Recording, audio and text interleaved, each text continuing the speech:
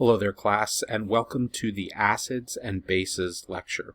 So this lecture is going to cover Chapter 14 in the OpenStax textbook. It is the one that comes right after the equilibrium chapter, and this will be broken up into quite a number of lectures in this series, just because the acid-base chapter encompasses quite a bit of material. So it is very important, and I do want to stress very important, that you are comfortable with equilibrium before you attempt to move on to the acid-base lecture. And that's because we're going to be referencing equilibrium constants, and we're going to start defining acid and base equilibria in this chapter. So if you're not good with the basics, you want to go back and just reference that. So I'm going to move forward here. This first lecture is just going to be a brief overview and introduction. It's really primarily section 14.1 and a tiny hair of 14.2. And we will take a look at that. So the first thing is, how do we define acids and bases? There's really three definitions. The first one is the Arrhenius definition, which is very, very limited in scope. It says that a base must produce hydroxide ions in water, and an acid must produce protons in water. So given that it's exclusive to water, and particularly for the base, it's very restrictive, because there are several bases that produce hydroxide ions, but there's a whole number of them that do not produce hydroxide ions but are still very basic. So we want to broaden our definitions, and the two that fit most often are the Bronsted-Lowry, which will probably be the one we reference the most in this particular course for Chem 112, and the Lewis acid and base. That tends to be a bit more when you get to organic chemistry for those of you moving on. So the Bronsted-Lowry definition for an acid is going to be any substance that can donate a proton in solution. So when we say in solution, it does not necessarily have to be water, although most of our solutions are going to be aqueous in Chem 112. Okay, and then by the same premise, a base is going to be classified as a substance that can accept a proton in solution. So the acid gives off the proton, and the base accepts the proton.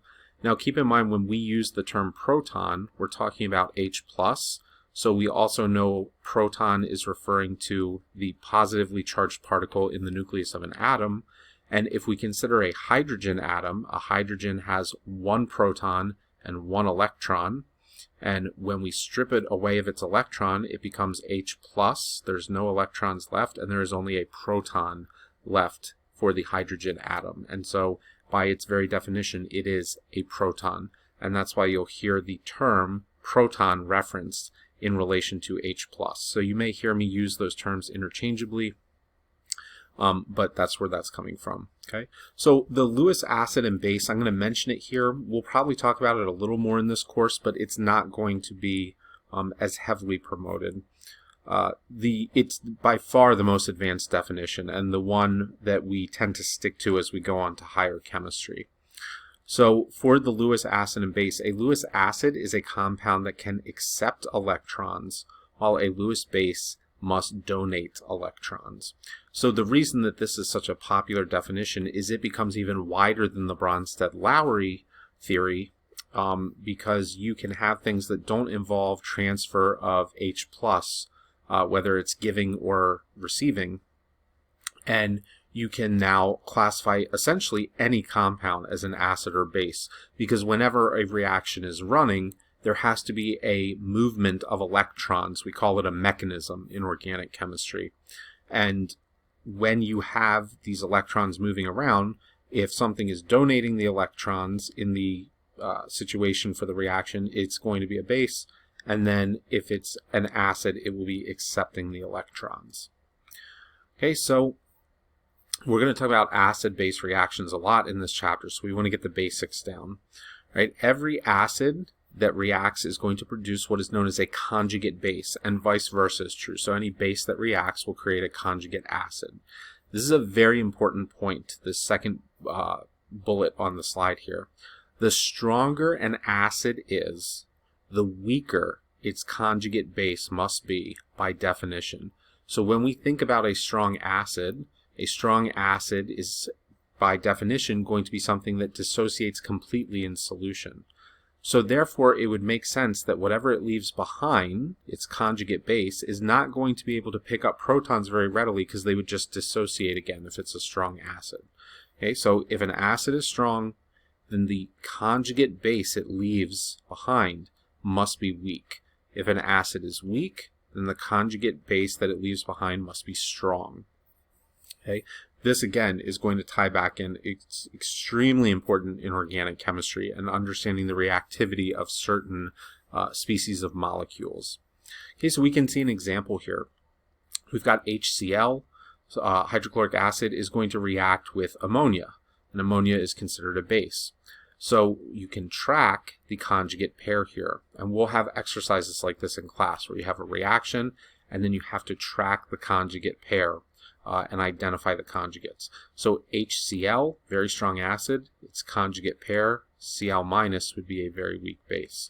Then you can see right here, right, the ammonia, NH3, is going to be the base because it's reacting with the acid, and its conjugate pair is NH4+, and the ammonium ion is a conjugate acid because it came or originated from a base. So important to be able to identify conjugate pairs that go together in these reactions. Okay, so water. Water is a very interesting molecule in many aspects, but when it comes to acid-base chemistry in particular, water can act as both an acid and as a base. Now, this is not necessarily unique to water. Some alcohols can do this, and some other types of functionalities or functional groups. But when you have water, which is probably the most common of the bunch, it is going to act as an acid or a base depending on what is in its surrounding environment. So if water is in the presence of an acid, it's going to behave as a base. And if water is in the presence of a base, it'll tend to act as an acid. So again, it's going to depend on what it's paired with. Now, the term you can see here that's emphasized is amphoteric substance. So water is amphoteric. And the term amphoteric simply means something that can behave with multiple natures, meaning it could be an acid or a base in this case. Again, it depends on the situation.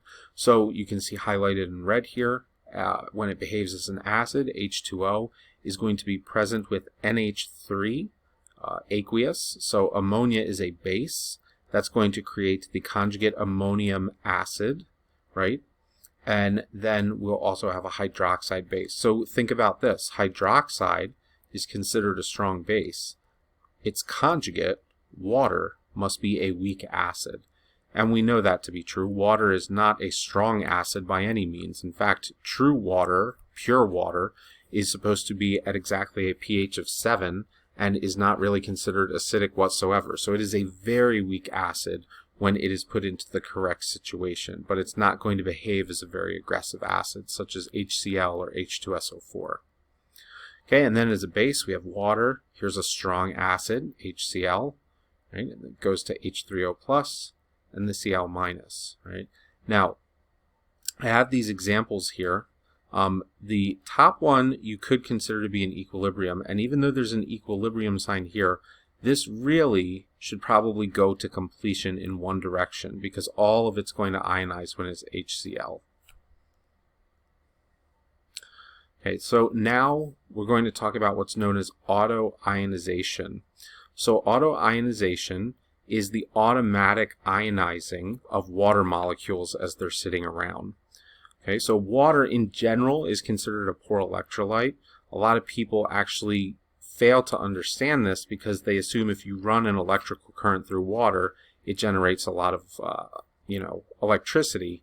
And while there's some truth to that, the problem is that it's not the water so much that's doing that as a bunch of the minerals dissolved in the water.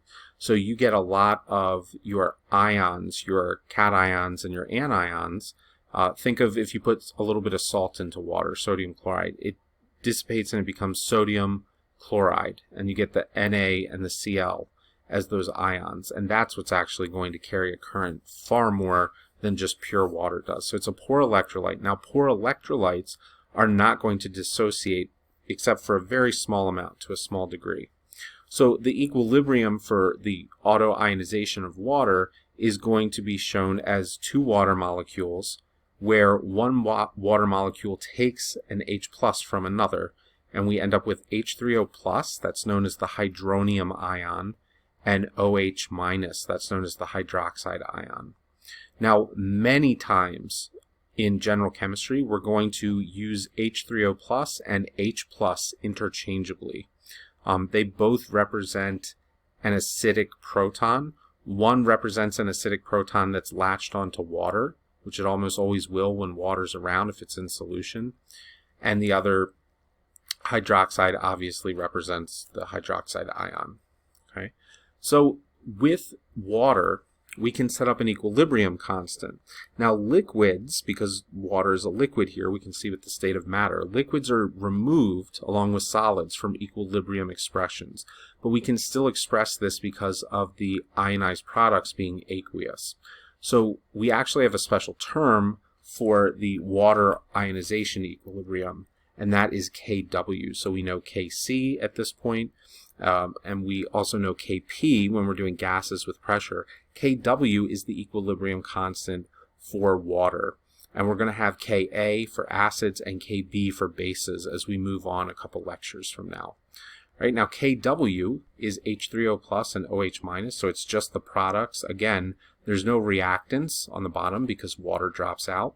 However, what we can say is because water is a weak electrolyte and there's barely any auto-ionization, we would expect the concentrations of the hydronium ion and the hydroxide ion to be very small in comparison to the amount of water that's present.